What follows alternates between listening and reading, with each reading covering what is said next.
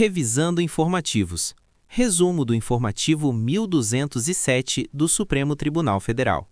Neste episódio, vamos percorrer 6 julgamentos do plenário do Supremo, distribuídos em áreas bem variadas. Começamos pelo direito constitucional, com 2 casos, a vaquejada e os cargos em comissão no Ministério Público Estadual. Em seguida, passamos ao direito eleitoral, com uma discussão importante sobre infidelidade partidária. Depois, entramos no direito processual civil, com um tema que afeta diretamente a coisa julgada nos juizados especiais. E encerramos com 2 casos de direito tributário, um sobre créditos de PIS e COFINS na aquisição de insumos recicláveis e outro sobre o adicional de ICMS destinado a fundos estaduais de combate à pobreza. Muita coisa importante. Vamos começar. Direito constitucional. Primeiro tema, a vaquejada. Antes de explicar o que o Supremo decidiu agora, precisamos fazer um retrospecto, porque essa é uma história longa, com capítulos que se acumularam ao longo de quase uma década. A vaquejada é uma prática cultural muito presente no Nordeste do Brasil. 2 vaqueiros montados a cavalo perseguem um boi numa arena, tentam emparelhá-lo com os cavalos e então derrubam o animal puxando-o pelo rabo. Se o boi cair com as 4 patas para o alto, a dupla pontua. É uma atividade centenária, ligada à identidade e à memória das populações nordestinas, e que ao longo do tempo foi se transformando também num evento esportivo e econômico relevante para a região. O problema constitucional começa quando organizações de proteção animal passam a questionar a prática, alegando que os animais envolvidos sofrem maus tratos. E não era argumento vazio. Laudos técnicos apresentados em juízo descreveram consequências graves para a saúde dos bois, como fraturas, rupturas de ligamentos, deslocamentos na articulação do rabo e até lesões na medula espinhal. A Constituição Federal diz expressamente que é dever do poder público proteger a fauna e proibir práticas que submetam animais à crueldade. Mas a Constituição também garante o pleno exercício dos direitos culturais e determina que o Estado proteja as manifestações das culturas populares. Quando esses 2 valores se chocam, é o Supremo que precisa resolver. Em 2016, o Supremo analisou uma lei do Ceará que regulamentava a vaquejada e concluiu que a atividade era inconstitucional. O argumento foi direto. Independentemente de seu valor cultural, a prática submetia animais a tratamento cruel, o que a Constituição proíbe de forma expressa. Cultura é importante, sim, mas isso não coloca a atividade acima de outros valores constitucionais, em especial a proteção dos animais. O Congresso Nacional reagiu rapidamente. Primeiro, editou uma lei federal reconhecendo a vaquejada como patrimônio cultural imaterial do Brasil. Depois foi além, aprovou uma emenda constitucional, acrescentando um parágrafo ao artigo que trata do meio ambiente, para dizer que práticas desportivas que utilizam animais não são consideradas cruéis quando forem manifestações culturais registradas como patrimônio imaterial e quando uma lei específica assegurar o bem-estar dos animais envolvidos. Isso é o que se chama de reação legislativa à jurisprudência. O Congresso discordou da interpretação do Supremo e usou os instrumentos que a Constituição lhe dá para adotar uma posição diferente. Em 2025, o Supremo analisou essa emenda e a declarou válida. Não havia violação de cláusula pétrea. O poder constituinte derivado pode fazer escolhas diferentes das que o Supremo faria, desde que não atinja o núcleo essencial dos direitos fundamentais. Resolvida a questão da emenda, restava ainda examinar a lei federal que reconheceu a vaquejada como patrimônio cultural imaterial e a lei que equiparou o peão praticante a atleta profissional. Era isso que estava em discussão neste julgamento mais recente, objeto deste informativo. O Supremo reconheceu que essas leis são constitucionais, e isso faz sentido dentro da lógica construída pela emenda. Se a própria Constituição passou a admitir expressamente essas práticas esportivas com animais, desde que haja lei garantindo o bem-estar deles, a legislação infraconstitucional que caminha nessa direção é compatível com o texto constitucional. Mas aqui vem um ponto muito importante, que o Supremo fez questão de sublinhar. A constitucionalidade dessas leis não é um cheque em branco para fazer a vaquejada do jeito que se quiser. Existe uma legislação específica que estabelece critérios mínimos de proteção animal para os eventos, garantia de água, alimentação e local de descanso para os animais, assistência veterinária, uso de protetor de cauda nos bois e quantidade suficiente de areia lavada na faixa de pontuação para amortecer a queda. Esses critérios não são opcionais, são condição para que a atividade se mantenha dentro da legalidade. O descumprimento sujeita organizadores e participantes a sanções administrativas e penais, na medida da culpabilidade de cada um. O Supremo também deixou claro que a vaquejada não pode ser comparada à farra do boi ou às rinhas de galos, casos em que o sofrimento do animal é parte intrínseca e esperada da prática. Na vaquejada, há profissionalização, regulamentação, fiscalização e medidas progressivamente aperfeiçoadas de proteção animal. São situações diferentes. A tese que ficou é esta: as leis que reconhecem a vaquejada como patrimônio cultural e material e equiparam o peão a atleta profissional são constitucionais desde que observados os critérios mínimos de bem-estar animal previstos na legislação, sem prejuízo de exigências adicionais que o caso concreto possa demandar. Ainda no direito constitucional, passamos ao segundo tema, os cargos em comissão no Ministério Público Estadual. Para entender esse caso, é preciso ter em mente como o sistema de cargos públicos funciona no Brasil. A regra geral é que o acesso a cargos públicos depende de concurso, mas a Constituição prevê uma exceção, os chamados cargos em comissão, que são de livre nomeação e exoneração, sem necessidade de aprovação em certame. Esses cargos existem para posições que exigem uma relação especial de confiança entre o titular e quem o nomeia. A Constituição, porém, limita o uso dessa exceção. Os cargos em comissão só podem ser criados para funções de direção, chefia e assessoramento. Fora dessas três hipóteses, não é possível criar cargo comissionado. Além disso, a lei deve prever percentuais mínimos de ocupação desses cargos por servidores de carreira, ou seja, por pessoas que ingressaram no serviço público via concurso. O caso que chegou ao Supremo envolvia o Ministério Público de Santa Catarina. Ao longo de anos, diversas leis complementares estaduais criaram centenas de cargos comissionados vinculados diretamente aos gabinetes dos promotores e procuradores. Eram os chamados assessores jurídicos e assistentes de promotoria, encarregados de minutar peças processuais, pesquisar jurisprudência, elaborar relatórios e fazer atendimento ao público. O problema apontado pelos questionadores era triplo. Primeiro, o número de cargos comissionados havia superado o de cargos efetivos dentro do próprio Ministério Público. Segundo, as funções exercidas seriam atividades técnicas rotineiras, sem o elemento de confiança que justifica o cargo comissionado. Terceiro, a reserva mínima de cargos para servidores de carreira valia apenas para uma pequena parte dos comissionados, os de natureza administrativa, ficando de fora os cargos jurídicos, que correspondiam à grande maioria. O Supremo analisou cada um desses pontos e concluiu que as leis são constitucionais. Quanto às funções exercidas, o tribunal entendeu que assessorar um promotor de justiça é sim uma função de confiança no sentido constitucional. Por quê? Porque cada membro do Ministério Público tem independência funcional. Ele não precisa seguir a orientação dos seus superiores hierárquicos em cada caso concreto. Age de acordo com sua própria convicção jurídica. Isso significa que o assessor precisa entender e compartilhar a forma de trabalhar daquele promotor específico, adaptar-se ao seu método, colaborar com suas escolhas. Não é uma atividade neutra ou padronizada. O vínculo de confiança existe e é funcional. Quanto à proporcionalidade entre cargos comissionados e efetivos, o Supremo já tinha jurisprudência sobre como fazer essa conta. A comparação não deve ser feita dentro do próprio órgão, comparando os comissionados do Ministério Público com os efetivos do Ministério Público. O parâmetro correto é o total de servidores do ente da federação como um todo. Quando esse critério foi aplicado ao caso concreto, a proporção ficou próxima do equilíbrio, próxima de metade para cada grupo, o que é compatível com a Constituição. Quanto à ausência de percentual mínimo de reserva para os cargos jurídicos, o Supremo esclareceu que a própria Constituição não define percentuais específicos, ela apenas determina que esses percentuais sejam fixados em lei. Cabe ao legislador estadual fazer essa escolha, dentro da sua margem de conformação. O tribunal só interviria se houvesse uma situação flagrantemente abusiva, o que não era o caso.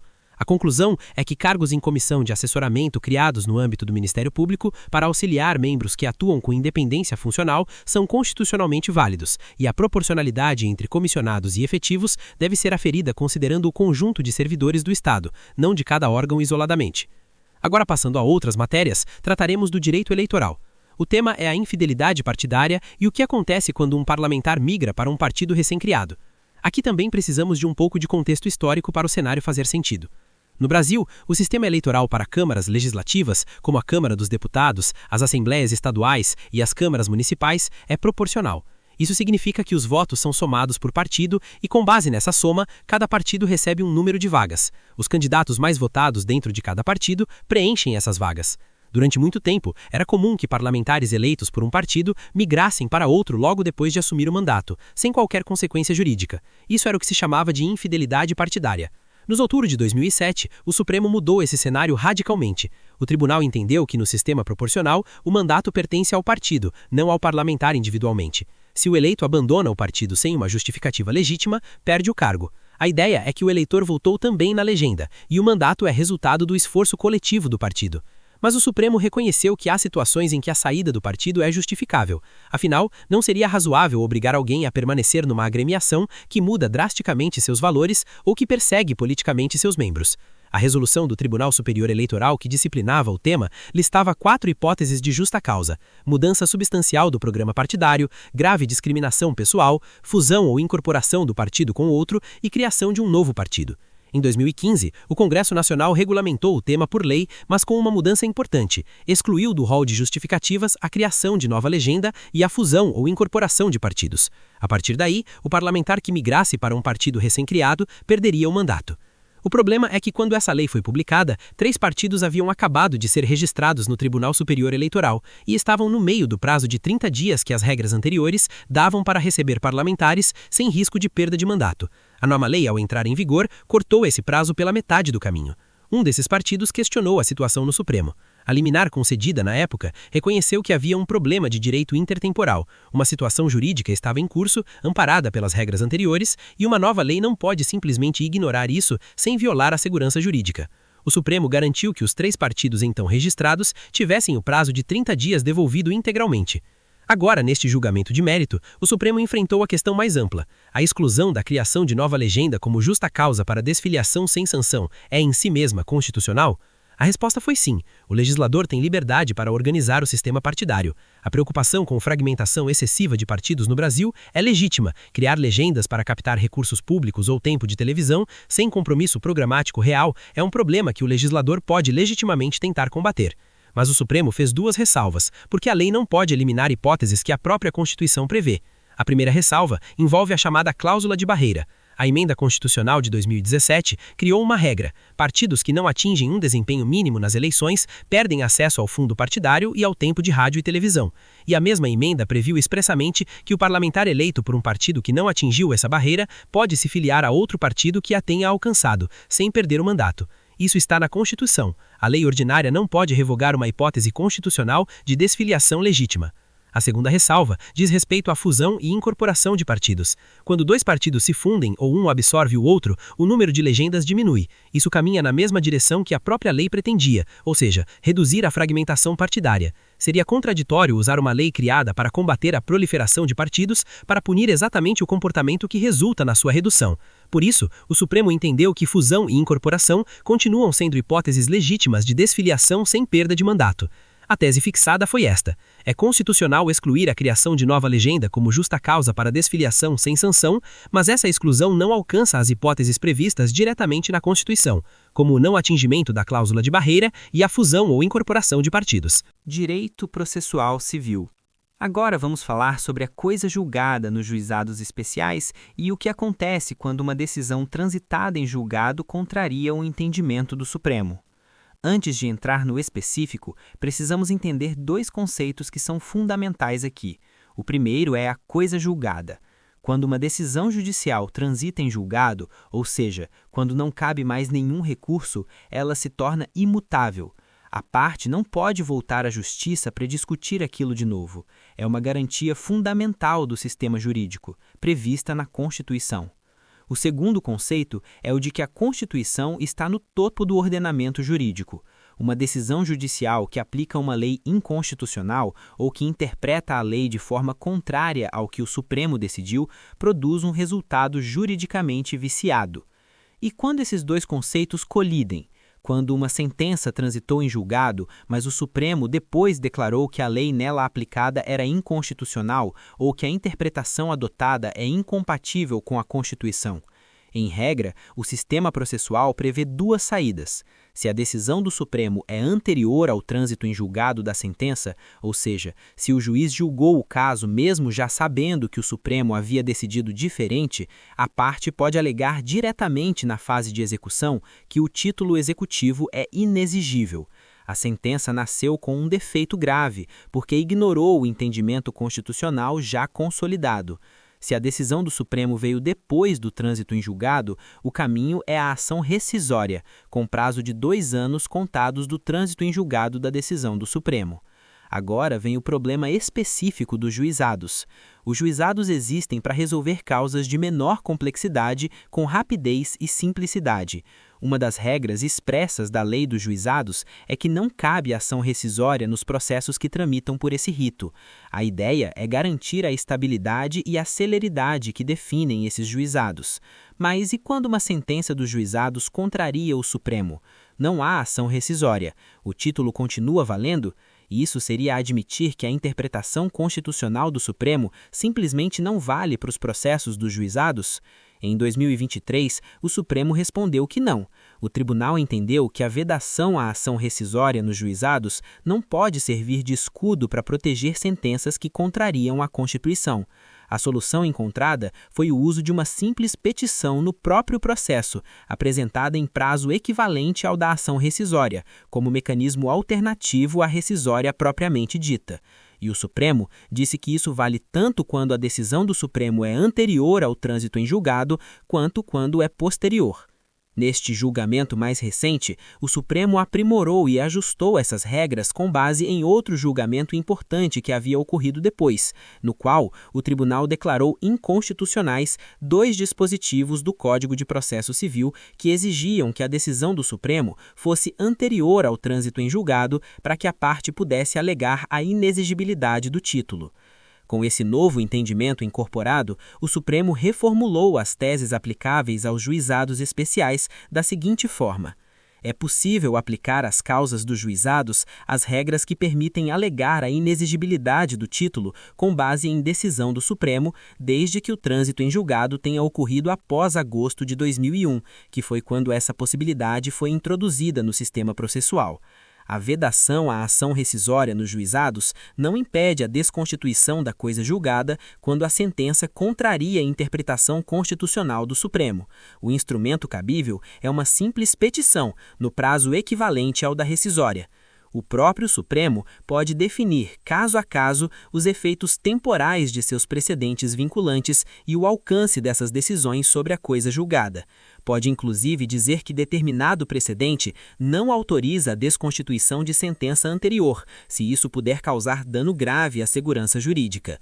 Se o Supremo não disser nada a respeito, os efeitos retroativos da desconstituição não poderão ultrapassar 5 anos antes da data da petição, e a petição deve ser apresentada em até 2 anos contados do trânsito em julgado da decisão do Supremo. Por fim, e isso é uma novidade importante, a arguição de inexigibilidade do título pode ser feita independentemente da decisão do Supremo ser anterior ou posterior ao trânsito em julgado da sentença. O que impede é a preclusão, ou seja, se a parte tinha a oportunidade de levantar essa questão e não o fez no momento adequado, perde o direito. Direito tributário. Penúltimo tema: os créditos de PIS e COFINS na aquisição de insumos recicláveis. Para entender esse julgamento, que trata dos embargos de declaração opostos após uma decisão de 2021, precisamos fazer uma breve incursão no regime não cumulativo das contribuições sociais. PIS e COFINS são contribuições que as empresas pagam sobre sua receita. No regime não cumulativo, que se aplica às empresas tributadas pelo lucro real, as alíquotas são mais altas, mas a empresa tem direito de descontar créditos calculados sobre determinados gastos, como a aquisição de insumos para a produção. A ideia é que o tributo não incida em cascata ao longo da cadeia produtiva. O caso em questão envolvia empresas do setor de reciclagem.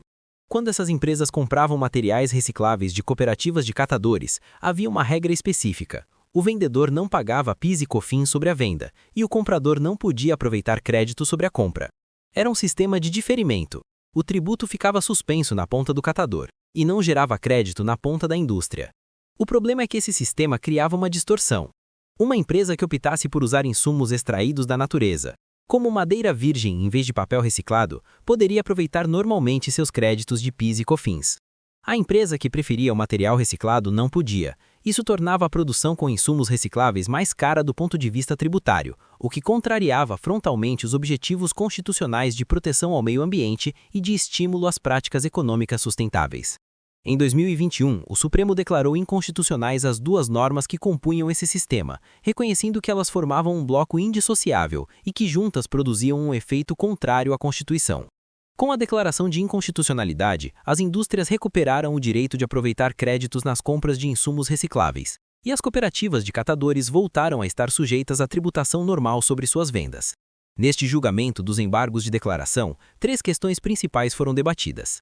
A primeira foi o pedido de alguns interessados para que o Supremo preservasse apenas uma das normas e invalidasse somente a outra. A ideia era manter a isenção para as cooperativas e liberar os créditos para as indústrias. O Supremo rejeitou isso. As duas normas são funcionalmente inseparáveis. Preservar o benefício sem a compensação equivaleria a criar uma isenção tributária que não existe em lei, o que não é papel do Judiciário. A segunda questão foi a modulação dos efeitos. A União pediu que a declaração de inconstitucionalidade valesse apenas para o futuro, sem retroatividade, para evitar impactos fiscais elevados. O Supremo acolheu esse pedido parcialmente. A modulação ficou assim. A decisão produz efeitos a partir da publicação da ata de julgamento desses embargos. Mas quem já havia ajuizado a ação até junho de 2021, quando o mérito foi julgado, pode aproveitar os efeitos retroativos. A terceira questão foi a proteção das cooperativas de catadores. Mesmo nas ações ressalvadas da modulação, o Supremo vedou expressamente a cobrança retroativa de PIS e COFINS sobre as vendas feitas pelas cooperativas antes do marco temporal. Seria injusto cobrar retroativamente das cooperativas um tributo que, naquela época, a lei dizia que não era devido, e sobre operações que já foram concluídas, sem qualquer possibilidade de repassar o custo ao preço praticado. Direito tributário. Último tema do informativo. O adicional de ICMS sobre serviços de comunicação e energia elétrica destinado aos fundos estaduais de combate à pobreza. ICMS é o imposto estadual que incide, entre outros fatos geradores, sobre a circulação de mercadorias e a prestação de serviços de comunicação e transporte. É um dos impostos mais importantes do sistema tributário brasileiro em termos de arrecadação. A Constituição autoriza os estados a instituírem um adicional de até 2 pontos percentuais na alíquota do ICMS, desde que esse acréscimo incida sobre produtos e serviços supérfluos e que a receita seja destinada a fundos estaduais de combate à pobreza. A lógica é redistributiva. Quem consome artigos de luxo paga um pouco mais, e esse valor vai para políticas públicas voltadas à população mais vulnerável. O problema surgiu quando estados passaram a aplicar esse adicional sobre serviços de comunicação, como telefonia e internet. Cooperativas e entidades do setor questionaram isso, argumentando que comunicação não é supérflua. Especialmente nos dias de hoje, o acesso à comunicação é indispensável para o trabalho, para a saúde, para a educação, para a participação na vida social. O Supremo reconheceu que no momento em que as leis estaduais foram editadas, elas eram constitucionais. A emenda constitucional de 2003 havia validado expressamente esses adicionais instituídos pelos estados para financiar os fundos de combate à pobreza, mesmo aqueles que haviam sido criados em condições não totalmente conformes com as exigências anteriores. Essa validação foi reconhecida pelo próprio Supremo em julgamento anterior. Mas o cenário mudou. Em 2022, uma lei complementar federal acrescentou um dispositivo ao Código Tributário Nacional declarando que energia elétrica, serviços de comunicação, combustíveis, gás natural e transporte coletivo são bens e serviços essenciais e indispensáveis, vedando expressamente que sejam tratados como supérfluos. Isso criou uma incompatibilidade. O adicional estadual pressupunha que os serviços de comunicação eram supérfluos. A lei complementar federal diz que não são. Como a União tem competência para editar normas gerais em matéria tributária, a lei federal prevalece sobre a estadual no que conflitarem. Mas essa prevalência não torna a lei estadual inconstitucional desde a origem. Ela apenas suspende a eficácia da lei estadual no ponto de conflito, enquanto a norma federal vigorar. É uma distinção técnica importante. Inconstitucionalidade desde a origem tem efeitos retroativos, como se a lei nunca tivesse existido. Suspensão de eficácia por superveniência de norma federal respeita os efeitos produzidos pela lei estadual até aquele momento. O Estado cobrou validamente até a edição da lei complementar. A partir daí, não pode mais cobrar. Para não causar impacto abrupto nas finanças estaduais, especialmente considerando que o período atual é relevante para o cálculo de participação futura dos estados na distribuição de um novo imposto que surgirá com a reforma tributária, o Supremo modulou os efeitos da decisão para 1º de janeiro de 2027. Até essa data, os adicionais continuam sendo cobrados validamente. A partir de então, cessa a cobrança sobre serviços de comunicação e energia elétrica. E chegamos ao encerramento do informativo. Antes de despedir, uma rápida revisão dos pontos centrais de cada caso. A vaquejada pode ser realizada, mas a constitucionalidade da prática depende de cumprimento efetivo das exigências mínimas de bem-estar animal previstas em lei. Sem isso, a atividade é ilegal e os responsáveis respondem administrativa e penalmente. No Ministério Público, é possível criar cargos em comissão para assessorar membros da instituição, porque a independência funcional de cada promotor e procurador cria um vínculo de confiança genuíno com seus assessores. A proporcionalidade entre comissionados e efetivos se afere no total do Estado, não dentro do próprio órgão. Na infidelidade partidária, o parlamentar que migra para um partido recém-criado perde o mandato. Essa regra é constitucional, mas ela não alcança quem muda de partido por fusão ou incorporação, nem quem muda porque o seu partido não atinge a cláusula de barreira, hipóteses protegidas diretamente pela Constituição. Nos juizados especiais, a vedação à ação rescisória não impede a desconstituição de sentenças que contrariam a interpretação constitucional do Supremo. O instrumento é uma simples petição, com prazo próprio e regras próprias, e isso vale tanto quando a decisão do Supremo veio antes, quanto quando veio depois do trânsito em julgado da sentença. No campo do PIS e COFINS, empresas que compram insumos recicláveis têm direito a aproveitar créditos normalmente. As cooperativas de catadores estão protegidas de cobranças retroativas sobre vendas feitas quando ainda vigorava a regra que suspendia a tributação. E, por fim, os estados não podem mais cobrar o adicional de ICMS sobre serviços de comunicação e energia elétrica destinado aos fundos de combate à pobreza. A Lei Complementar Federal de 2022 afastou o pressuposto legal dessa cobrança ao reconhecer que esses serviços são essenciais, não supérfluos, mas essa proibição só começa a valer em janeiro de 2027, conforme a modulação fixada pelo Supremo. É isso por hoje. Bons estudos a todos e se este conteúdo te agregou, se inscreva no canal e compartilhe com outros concurseiros.